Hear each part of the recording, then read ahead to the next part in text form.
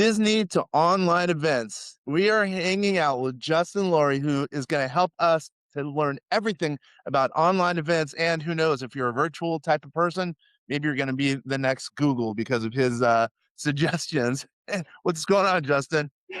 Not much. How you doing? You like that? How I said that? Man, you got an interesting story. And, we've been virtual here at vastsolutionsgroup.com or Vast Voice telling business secrets to entrepreneurs since '06. And there's just no way to put it. Being virtual, having online events that are virtual makes all the difference in the world. So this is going to add value to all our entrepreneurs, all the people are out there. So thank you so much for joining. Seriously. Not a problem. Glad to be here. All right, real quickly, why is it, I've already said it's important to be, have virtual, if you will, foot stamp, if you will. Tell us why you think that's the case. And actually tell us a little bit about what you do with online events to add value to people. Yeah. So here at Great X Studios, we help entrepreneurs, coaches, and consultants grow and scale their business through the power of live virtual events. We do that through, something as simple as a Zoom meeting, which is crazy to think about. When we first started this, we didn't know how we were going to do this, but we started doing it and it worked really, really well. But I think the biggest thing we do is we create what I like, one of my clients calls the Frank Sinatra mentality. Whereas Mm. our clients, they come to us, they tell us, hey, we want to sell this thing using the power of a live virtual event. And they show up, they do what they do best. And we take all of that tech stress, um, all of that off of their plate so they really can focus on what matters most. And I said earlier, Disney to online events. So tell us a little bit about your story. It's crazy, actually. I'm a big Disney guy. I love Disney. My family loves Disney. Yeah. So I think that's pretty cool. So tell us a little So bit about your background. So yeah, I started with the Walt Disney Company back in 2019. I did the Disney College program, fell in love with it, and never left. Mhm. So have been at Walt Disney World as a cast member there in a variety of different roles, everything from attractions to food and beverage, vacation planning to now most recently concierge, even lifeguard in there at one point. But really, I've kind of been around the Disney bubble and ecosystem. And, somewhere along that path, just kind of found this passion for virtual events and really found a niche in a market that really it existed, but it didn't exist in the way that it does now. And I think even where it does now, I think there are a lot of businesses who still struggle with this. And But definitely. it's a no-brainer to do online events. It's cost effective. Your Mhm. reach goes not only, within your whatever 25-mile radius, but also goes whatever 3,000 miles. So It it really goes is a no-brainer. global. It goes Yeah, global. yeah, There is even better, yeah, no. mobile. Yeah, yeah. Yeah. Alright, so, okay, I'm gonna ask you a lot of questions Oh, because, yeah. well, I think our listeners and viewers, most of them are virtual, so they'll kind of understand your situation, but at the same time, I know there's some people who have some questions. I have some questions about online events. As you know, we have an online software. We do webinars, what we call Vastcasts, um, and that's our software, our proprietary Mhm. software. But I think that's just a little component to everything, especially with you using Zoom. So, my questions are, so what tech package do you use besides Zoom to enhance Zoom? Because there's got to be obviously you've grown, you're a big time doing what you're doing from the sounds of it. So there's got to be more than just using Zoom. You know what I mean? I want to know your tech stack. Okay, so at the core of it is our software we use called Obvio. Obvio is our virtual event platform. And what it allows us to do is create an event in the platform. So it's as simple as logging into Obvio, creating that event, setting up the parameters of the event, but we're building it all inside of Zoom. So your attendees are being brought into the air, you're building out your dashboard, building out even your sales and marketing pages, and heck, even your email can all be done inside of Obvio. Now, do you have to do all of those things inside the platform? No, but it's Mm. there if you need it. And we really can meet you wherever you're at. So whether this is a 1 day webinar for 1 hour or a 3 day virtual event with an enrollment lobby, a tech check, and a full on experience, just as if it were in person, we really can meet you anywhere. Yeah, I got it. I got it. So it's the whole experience from beginning to end. So let's say I'm having an event. Oh no, we'll use us. We're going to use us. We have an event every year. It's called the Entrepreneur Expo. Okay. That's we do that here at vastsolutionsgroup.com, where we invite whatever 10ish people in to come speak about their given topic. Like as you know, our deal is tax strategy. We do tax finance and artificial intelligence for entrepreneurs. So we've been using AI for years for that. So usually it's going to be someone connected to one of those components. We'll come in, invite entrepreneurs from all over the US usually, Mhm. and then they'll attend. And usually it's in person, and sometimes we'll do it online. And this year it's just going to be online. So let's say we're throwing that together. This is going to help us, as a matter of fact. So, what are some of your thoughts? Let's say we just started engagement. What is it that's the next question? So, just some of our entrepreneurs understand what it is that you do. Yeah. So the first thing we would do if you came to us and said, we're going to do this event, we would start to learn your event inside and out. Mhm. So, based on what you told me just in that 20-second overview, you said that you're inviting speakers, which in my mind sounds like a summit. So, Yeah. a summit is usually, for those that don't know, is usually a multi day event where you're bringing in guest speakers and they're usually speaking for like an hour or two and people can come and go and hear which speakers interest them the most, but they only register one time. So it's not and we see this a lot. People try to do summits themselves and they'll be like, "Oh, you have to register for each individual speaker or this that or the other thing." And I see it a lot and I'm Mhm. like, That's just nuts to me." With us, we'll help you build out one summit registration that you could have one sales page. They register. We're using the data from your CRM. So, whichever CRM you're using, bringing that into Obvio, and then your attendees get emailed what we call the magic link. And it's a one click login link that when they click it, they're now brought to their dashboard, but they're now logged in. So you now know their name, their email address, everything already is there.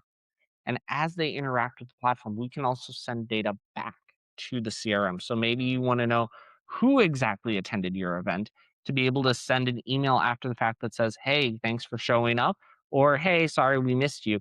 You can do that through the power of our software with Zoom attendance. And that's just one thing we can do. There's so much more to it than that, but just Mhm. to scratch the surface. That's your tech stack, and it could either they could use their own, they could use Zoom or your stack. Got it. Um, Within Well, the here's the Zoom. cool thing, when they use our system, Zoom is included. So they actually Sure. don't even need their own Zoom account. We have I got it. Oh, Yeah, so Zoom that's is cool. included when you Gotcha. use That's our cool. No, I got you. I got it.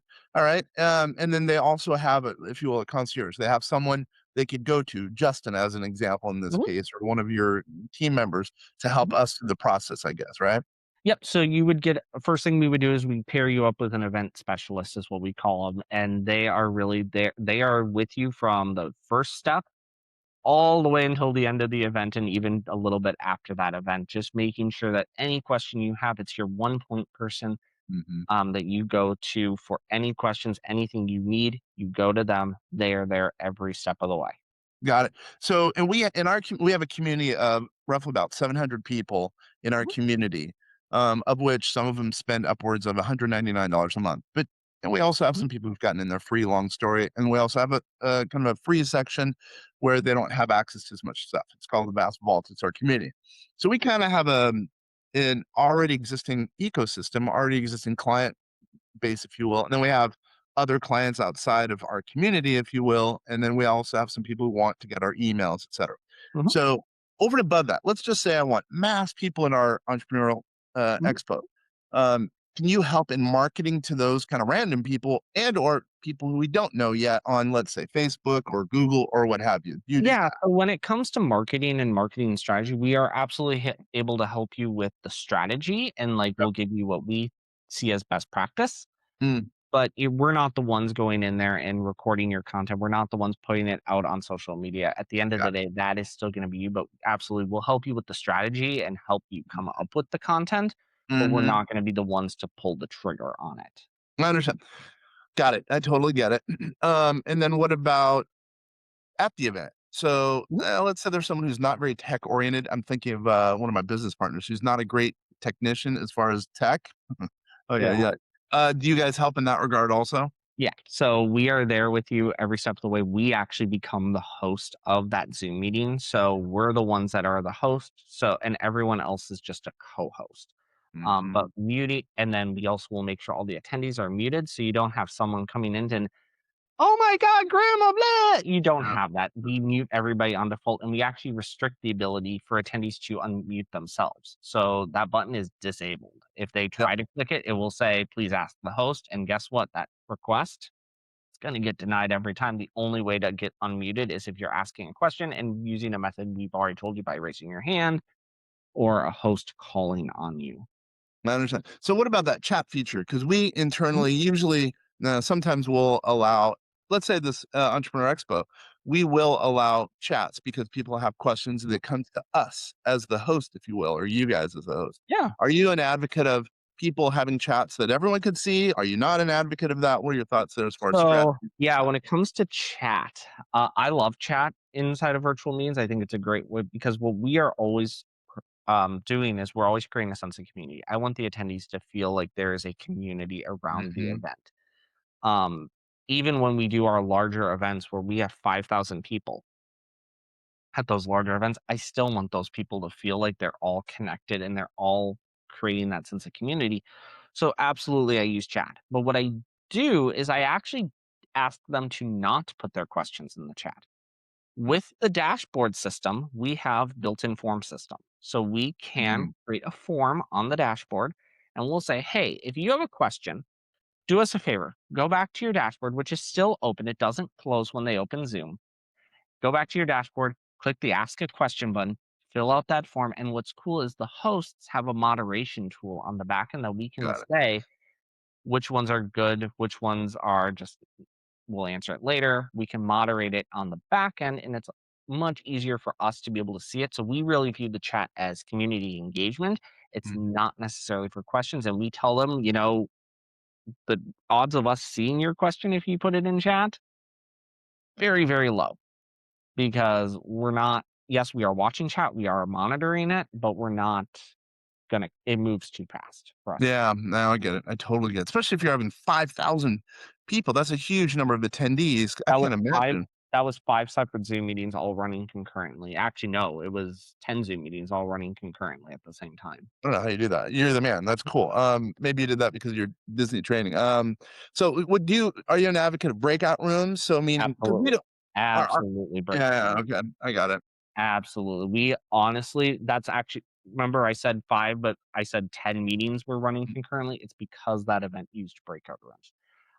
We like the group sizes to be about 3 to 4 people per room, but if I were to just do 1,000, that actually makes my group size 5 to 6, which in my Mhm. opinion is too big. So I will run more meetings than I need. So that way, because what's really cool is Obvio load balances. Obvio, when they click that button, it's going to keep all 10 of those Zoom meetings at about the same number of attendees. So you're never going to Mm. see one with 500 and one with 100, one with 300. They're all going to be at about the same number. So they're nice and balanced, and it's really easy then to create those breakout rooms and keep your group sizes the same. And by the way, before I forget, Justin, how do people get a hold of you if they're interested in some of the stuff you're talking about? Yeah, absolutely. Go to our website, greyduckstudios.com. That's greyduckstudios.com. And right on our website there is a book a demo. And really, I highly encourage it. Even if you're not sure, talk with our team. We're there to help. We'll really talk you through the process, talk you through your first dashboard, all of that, and really show you what we can do. Got it. Trust me, it's more reachable than you think. Yeah, I understand. I gotcha. I mean, plus, hold on. I should have asked this. What about follow-up after the event? You guys help with that? Because that's key. I think Absolutely. I think that's probably the most important component Absolutely. of having an event. Absolutely, we help with follow-up.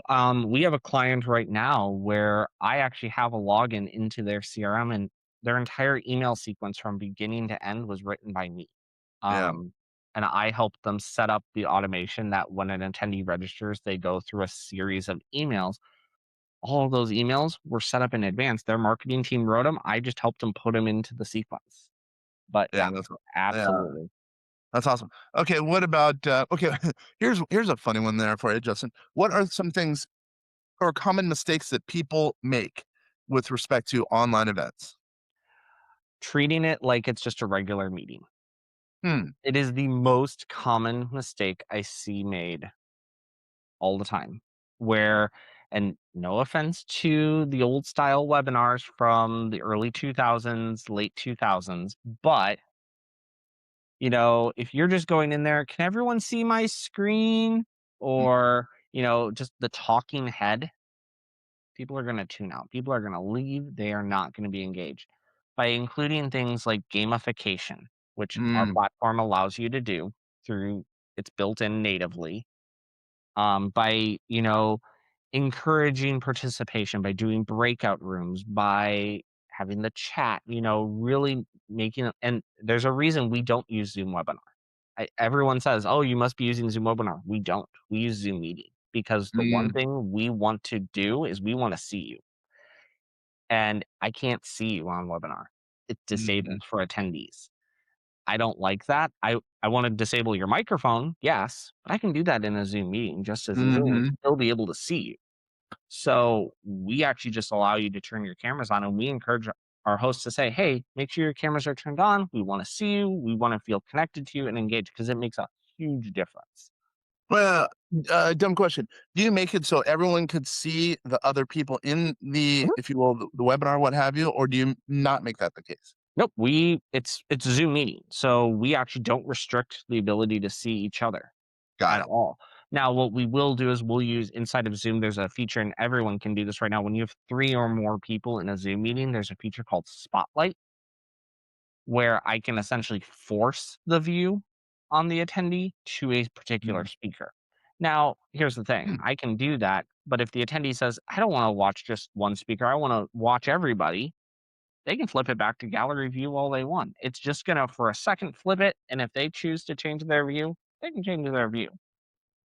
yeah, I got you. Okay, so that's helpful to know because when we do our what we call Vastcasts, in that case, we call them Vastcasts. Again, Mhm. the Entrepreneur Expo, which is going to be in the spring or in the fall, generally speaking, every year. But what I would say is, what we do is we have, at first we have everyone show up, and then we just kind of make it specialized for the one speaker, let's say for that, whatever, half an hour. And then it goes to an intermediary speaker and then another speaker. So we have it usually go from speaker to speaker to speaker, and we don't show the other people. But I understand what you're saying. And sometimes it does make sense to be able to show all the attendees per se. Yeah, absolutely. I love that, and honestly, our clients, I've had them that come in very skeptical about, "Well, I don't know how that's gonna be with them being able to see each other." But honestly, their energy changes, and it's just Yeah. it's not so much for the attendees per se, but it really is for the host, and it does help Mhm. those speakers and being able to I tell them, "Flip yours to gallery view," Mhm. and you're just watching all of those galleries, and Yeah. it's a lot more powerful because there's something subtle about just the nod of a head or the raise Mm. of an eyebrow. Those subtle details, those nonverbals really Yeah. make a Yeah. difference. Totally, man. Yeah, I hear it. I totally hear it. This is good. All right. So again, let me kind of reset. My name's Ken French. I'm with Justin Lawrie, who's here with we're talking about event marketing, specifically, I should say, event online events. And we're here with Vast Voice, telling business secrets to entrepreneurs. Once again, my name's Ken French. This is huge because this is so many of our people are viewers and listeners, they're out there are looking, I would say, looking for tips to, expand their reach. And one way to do that is by having events where they're bringing in, I don't know, 5,000 people to listen to their story. Hopefully they can add value to the people who are out there, which, by the way, that just blows me away that people would think, I live in whatever, Quincy, Massachusetts, and I just want to market to my people. I mean, why not market to people all over the country, all over the world? And one way to do that is, online marketing or specifically online events. So, with that being said, and we've talked about kind of the main mistakes that people make out there. Give us a story where someone's completely screwed up their online event and you've completely turned it into something unbelievable, or maybe not at one event, or just, a series of events where you've added value. Cause I think this is going to be pretty cool to be able to hear what you've Yeah. done. So we have a client, and you guys can go look them up. It's the Land Geek. They run an online event called Boot Camp. Called And what? Wait, I didn't hear. Called what? boot camp. Oh, oh, okay, okay. So they had done this event prior to us. It existed before us as an in-person event, and they had done it one time virtually on their own, just using a regular Zoom account, Mhm, which I will be honest, I commend them. I've told them this. I commend them, and I looked at that first event, and I was like, "It's not terrible. It's not the worst thing I've seen, but it's not great." mhm, And we just started picking it apart. We fixed the like, you gotta engage the audience more. You gotta do more breakout rooms. We started going down the list of our best practices. mhm, And it was nothing major. I think the most major thing I did is I reformatted the content to put it into a format that actually sells, which is something we teach our clients all the time. We call it the 3x3 PAG. mhm. And it really, once I put it into that format and they saw it, I will tell you their most recent event, they had a increase in revenue comparative to their last event of 110%, Oh my um, gosh, which really? was crazy. And that was just comparing virtual to virtual. And I think when I compared it to the last in person, it was like 162% or something crazy like that. It was insanity how much it Mm. was of a difference. Yeah, and then the real question is how much did you put in his pocket as a result? And I'm sure that's a pretty strong number. It's a very strong number. It's close. It was just shy of 1,000,000, if I remember. Oh yeah, so you yeah. It was just Yeah. shy. And your cost, I don't know what your cost is or what his cost is for you, but it's Mhm. astronomically small in comparison. It's asked. It's super small in comparison, and we really do think that we would rather be reachable to anyone who needs us rather than pricing ourselves out to a point where you may not be able to afford it. And that's why our pricing is priced the way we are. But and there are other things we can do with events that first time Mark was like, so one of the platform features is called a tech check, where when the attendees are checking in, they can click a button, they're brought into a Zoom meeting, and it's like we're doing right now. I'm brought into a meeting where I'm going to tell you some important information about the event before the event actually starts. Mm, That way, the host doesn't have to on the first day be like, here's how to unmute, here's how to turn your camera on, here's mm, how to do XYZ. We can do all of that during tech check. And the other thing it does, and this is mm, the kind of the secret I don't tell them all the time, is what it also does is it makes sure that they're up to date on the latest version of Zoom. Because if they mm, go to join that Zoom meeting, Zoom's going to automatically force that update. So when they're trying to log in the morning of day one, their Zoom's already updated. It's all good mhm, to go because they just did it the day before for that tech check. mhm. So it's little things like that that really do make a difference. That's a good idea. So then, yeah, tech check, because that's I would think that's one of the biggest issues that people have. Oh my gosh, this my tech isn't working out. I'm out of here. Anyway, but that's a whole nother deal. But that's cool. You guys do that. So, what about live versus non-live or recorded events? What are your thoughts there? I like them to a point, but I think you don't hide it. Which one? Which one? Live or video? What do you mean? Pre-recorded, Got it. I'm Okay. fine with them, but I don't like it when people try to hide it. I Got it. don't like the idea of, "Welcome, thank you for joining me," and they're just making it seem like it's live, but deep down, it's not because Oh. how funny, they never looked at chat, they never said my name, they never really called out anything from the chat, and there's just things you can catch really quickly if you Yep. know how to look for it. What I like personally is I prefer the live experience. I like the host actually Mhm. with me, engaging with me. Now, that doesn't mean that pre-recorded content doesn't have its place.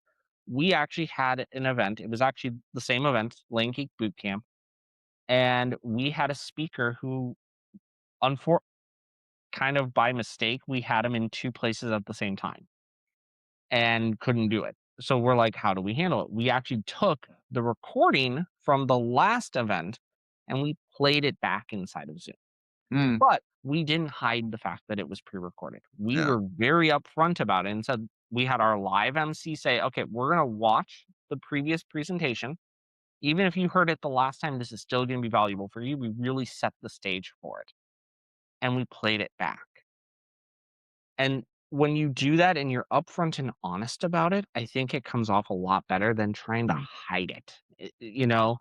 And we also only did an about 90 minutes of pre-recorded video versus Mhm. an entire 3 days. A 3-day event of all pre-recorded video gets old really fast. Really fast, yeah. So yeah, I tend to like live. I also like the idea of if you're gonna do like a replay event, we did Boot Camp Rewind where about 2 weeks later, we did the exact same event again, but instead of having to ask all the speakers to come back and everything, we just had our live host come back and he introed all of the segments. Yeah, there you go. And then we did it that way.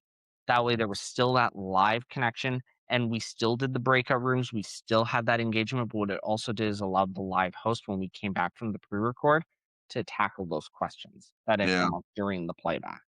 Yeah, So what we've that's done what we like. that makes perfect sense. What we've done in the past is maybe we'll change it. Maybe, maybe we'll hire you. It sounds like you're adding so much value. We should. But what we've done in the past is sometimes we'll have, a live event and then we'll have, let's say, a recording, let's say of the whatever, 5 recordings or five Mhm. segments. We'll have one recording as an example. We do let them know, generally speaking, that some of it is recorded, but we try to go live because we like the interaction with Absolutely. the clients, with the viewers and listeners out there.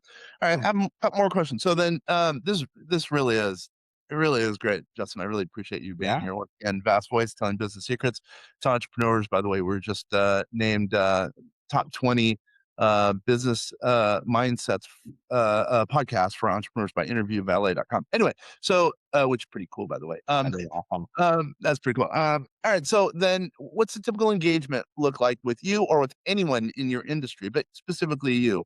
We sign paperwork. How does that work? Yeah, so typically the first thing we're gonna do is we're gonna go ahead and we're gonna finalize those details and get over a contract to you.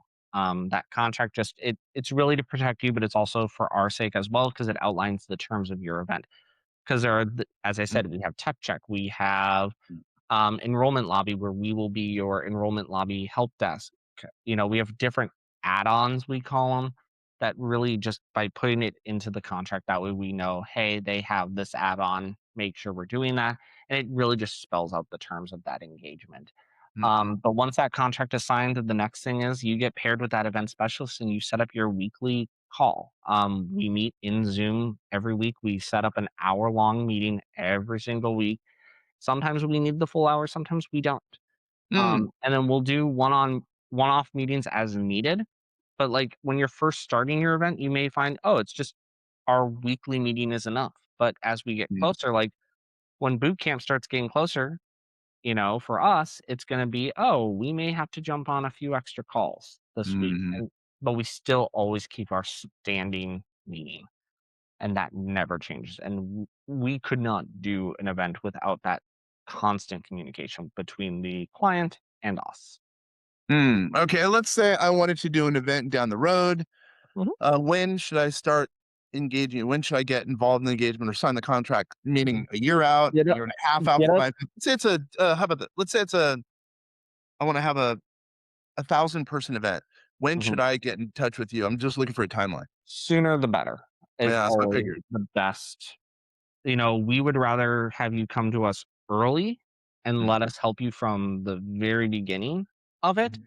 Yep. rather than we had one client that literally was like, yeah, we're having an event next week. Yeah, I knew you were We gonna say can that. do it, but we don't like doing that, and we'd rather not do that ever. So, the sooner you can get us involved, the better. It really does make for a much more pleasant experience on all parties. Yeah, I'm sure. But let's say it's 1,000-person event. I mean, Mhm. what would you recommend? I guess But yeah, I hear what you're saying. Ideally, you probably want about 6 to 8 weeks is Got it. Oh, you know, so not that long. Okay, I it's gotcha. not Alright. super long, but at the same time, it's longer than you think. People think, 2 to 3, a lot of cases. 2 to 3 is really tight. Yeah. 6 to 8, it's pretty comfortable for us. Yeah, I get it. I get it. Wow, you have a quick turnaround. That's awesome. So, okay, a few more questions. Sorry to be asking these questions, but this is such a Mm, go topic. Like, I mean, by the way, we have 1,800, over 1,800 real estate agents, and Mhm. we've found a lot of our real estate agents don't have events, but it sounds like they're thinking about it, thinking about going more virtual, et cetera, et cetera. One I just talked to whatever, a couple weeks ago. So, what would you suggest for a real estate agent who's thinking about finally having an event, an online event? And as in this example, she wants to not only have the event for people to come, but use the snippets, as I call them, for online marketing going forward, for social media going forward, et cetera. Thoughts? Absolutely.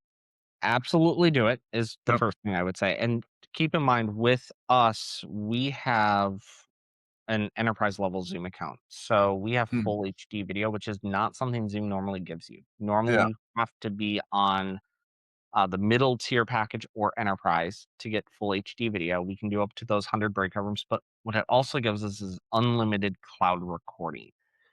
We have all of our Zoom meetings set to record by default. So when Mm, you join our Zoom meetings, they're already recording. And we tell clients all the time, don't touch the buttons. sorry.